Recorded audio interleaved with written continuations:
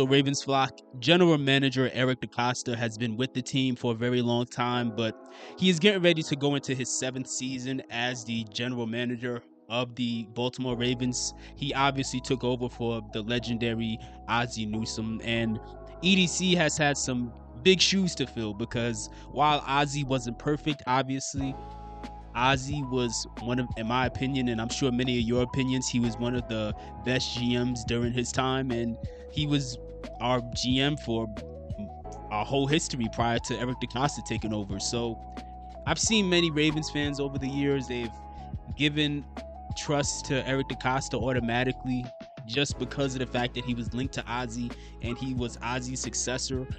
I've always pushed back on that because I don't think we should just blindly give out trust to somebody without seeing their track record first and seeing how they can handle being in the same position. And while Eric DeCosta has done things that I've appreciated over the past 6-7 seasons, like trading for Marcus Peters or also bringing in Kevin Zeitler, he's also done things that I've not agreed with, and mainly my biggest issue with Eric DeCosta has really been his approach to the NFL draft. Now, as we all know, Eric DeCosta is a big fan of hoarding as many picks as humanly possible. I've said several times that he essentially has a draft addiction, and that's fine. You know, like if you like picking a lot of people, that's fine. I just don't like the stubbornness associated with it. And I don't agree with this method as if it's the end-all be-all method. I've seen him in an interview with the Lounge podcast on the Ravens channel explain his perspective on the whole situation with draft picks, and it was a whole word salad type situation, a whole lot of him saying nothing. Long story short, he referenced something called the loser's curse. If you don't know what that is, look it up. But basically, he was basically saying, hey, all teams end up in more or less the same position after the draft. So because of that, he doesn't believe he should prioritize trading up. He should instead just hoard as many picks as possible.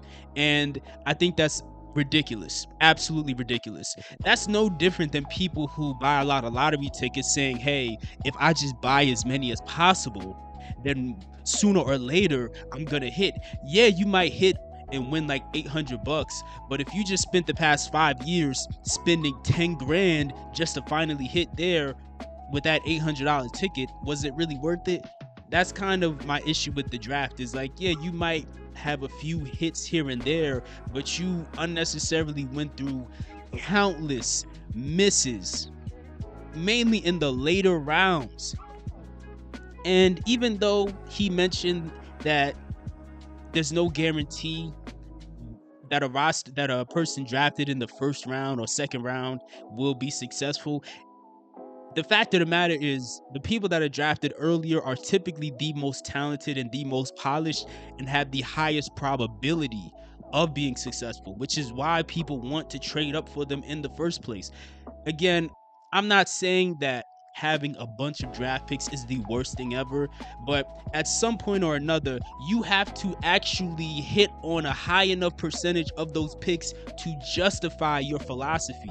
Because again, my biggest issue is the stubbornness. I can't respect or I can't stand the stubbornness. My main thing is, why not be flexible when necessary? There's a thing called reading a room. Eric is a smart guy. I'm sure many of you watching are also smart as well. You can read a room. You can understand when sometimes certain ideas that you have or a certain method or approach that you have for a certain situation, it may not always fit depending on the context. When you look at the context of where our team is at right now, we are in a Super Bowl window. So now more than ever would be the time to try to trade up to go get one of those guys who has a higher probability of being a good draft pick. But nonetheless, regardless of what I think, he still picked all 11 picks. And if that's the case, that's fine. But my main thing is, sooner or later, we're going to need to see a draft class that is impressive enough to justify making all of these draft picks. Which, if there was a year that could happen, it has to be this year. I would imagine that when you, at least on paper, when you look at how this year played out in the draft, it has to be this year. Now, how many picks does Eric DeCosta need to hit on this year to shut people like me up, or shut people like some of you up, or shut people who don't even like the Ravens up? How many picks does he really need to hit on? In my opinion, he needs to hit on at least 5. He made 11 picks. I think he should hit on 5 of them. That's 45%. That's not perfect, obviously, but that's more than enough to where it would be considered easily his best draft. Because as of right now, when you look at pretty much every one of his draft class previously, out of 9 to 11 picks every year, because again, in case you guys forgot, we have had the most draft picks of any team in the past 6-7 years now, 6-7 seasons. And it doesn't really feel like it because we have so many years that play out like last year, where 2 guys out of like 10 hit. And if you're only hitting on 2 out of 10, that's not good. I don't care what anybody says, that is not good. You're wasting time. You're wasting time on picks that don't even matter. Where is Devin Leary at? We drafted, nobody, not even Eric DeCosta, nobody can justify to me the logic in us picking a backup quarterback at all in the draft last year. But we did, and a year later, we signed Cooper Rush. So does that sound like we actually made a good pick? No. And while he does have some good picks, like of course Kyle Hamilton and Isaiah Likely and among other people, there's just so many people like Caillou Blue Kelly and Malasala Amuave and all of these other guys who many of you may have forgotten about because they just were here and gone immediately. But I feel optimistic about this draft class, like I'm sure many of you have felt as well. But again, it needs to be one of these draft class where we actually see hits. And I said 5 hits. I don't think that's too crazy to ask for, especially because sooner or later, he's going to need one of those draft classes that has that type of performance, those type of results to justify this. And if there was a class to do it, I would imagine it would have to be this year's class. And when I say hit, what I'm referring to is, hey, can they either be a star right out the gate, aka a home run, or at the very least, if they're not a star, hey, can they be a respectable starter? That's, for my opinion, as just a fan, that's really the 3 tiers I view draft picks in. Like people who are like just developmental guys who maybe can become decent or good in 3 to 4 years.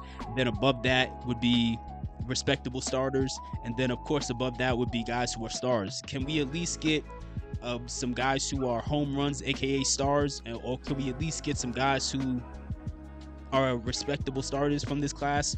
I think we should be able to. You look at the group of people, and I'm not counting the UDFAs right now. I know every year we typically take at least 1 UDFA, but I'm only going to go off of the actual draft class. So when you look at the first 2 picks, I would imagine that these would be hits. A barring injury, these should be hits. Malachi Starks, really talented safety. He's also in a position where he's not going to be expected to set the world on fire and take over this team because we already have a really arguably the best safety in football in Kyle Hamilton. And so again, I don't think he needs to do a whole lot for it to be considered a hit, but I still want to see something. I still want to see enough to justify getting him in the first round and not waiting until day 2. When it comes to what to expect from a safety, that could be kind of tricky because a safety could be balling but not necessarily lighting up the stat sheet. But I'll just throw some random numbers out there. If this becomes a rookie season where he can leapfrog Sanusi Kane and Bo Braid and Ardarius Washington and become like the number 2 safety, and on top of that, if he could have some key tackles in the open field that catches all of our attention, if he can get maybe 2 to 3 picks, and most importantly, and I'm gonna bring my chart back up on the screen right now, this is the chart that I made and posted a few days ago, referencing how much the Ravens defense has struggled to create turnovers in the playoffs and how we look completely terrible compared to some of these other teams. If Malachi could come out here and be that playmaker, that ball hawk in the playoffs that gets us at least one interception, to me, that's a home run hit. I have nothing to complain about at that point. I would be very excited. Similarly with Mike Green, I'm not because even though we don't have a star at edge rusher, we do have several respectable starters. So there's no guarantee that Mike Green will leapfrog them and be a full-blown starter. But at the very least, if he can become a consistent rotational player year one and maybe get us somewhere between 5 to 8 sacks, and definitely going back to that chart, if Mike Green can be the guy to create a turnover in the playoffs for us, yeah, that would be another home run pick in my opinion. Emory Jones, I had high hopes for him, but unfortunately, he's already dealing with an injury, a shoulder injury. They're claiming that he should be back by training camp. I doubt it. So I can't really count that right now, even though I'm hoping he can compete for that starting right guard spot, because I think even as a rookie, he should be able to beat Faalele. But who else was in this draft class? Okay. Aeneas Peebles. That's somebody that the Ravens fan base has really gravitated towards. Another guy who we don't need him to come right out the gate and be a star per se. But for that to be a hit, I don't think he would need to do a whole lot. At the very least, can he get to a point where he's a consistent rotational player who maybe gets us 2 to 3 sacks, has a couple tackle for losses, has a couple of key run stuffing moments, especially on the goal line. At that point, I would consider that a hit as well. And it would make me very excited to see what he could do next year, because I'm assuming next year we're not going to bring back Travis Jones. So I think that would count as a hit as well. Beyond that, I mean, Tyler Loop should be a hit. I think that's another pick that should, at least on paper, that should be easy. Like, we just need him to be a competent kicker. We don't need him to boom 66-yard field goals to win the game. We just need, can you just consistently make 40 to 45 to 50 yarders and not cost us the game? Because even though Justin Tucker was reliable for so long, as we all know, last season it was terrible. He literally cost us 3 to 4 games. And that was the difference between us being like a 1 seed and us being like a 3 seed. That's the difference between us playing in Buffalo in the divisional round compared to them playing in Baltimore at the M&T Bank Stadium. But I think that should be another hit. And beyond that point, crapshoot. Maybe Teddy Buchanan could come through and leapfrog Trenton Simpson and become that number 2 linebacker next to Roquan, who Roquan has more trust in and doesn't have to babysit throughout the game.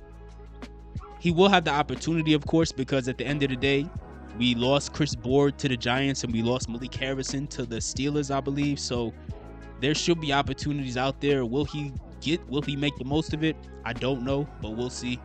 Beyond that point, there's not anything else I could expect out of the rest of these picks. Hopefully one of them proves me wrong. It could be the exact opposite. You never know. It could be the exact opposite. Robert Longerbeam can mess around and ball out for all I know. But this is all just prediction, projection, whatever. But this is what I think needs to happen in order for EDC's method to be justified and for him to be able to shut many doubters up like myself. I think it has to be like 5 draft picks from this class. Like 5 of them have to hit. But let me know what your thoughts are. Do you think 5 of them out of the 11 need to hit? Or do you think it needs to be more than 5? Do you think it would only need to be 1 or 2? Like, what are your thoughts on that? And do you trust Eric DeCosta in the first place?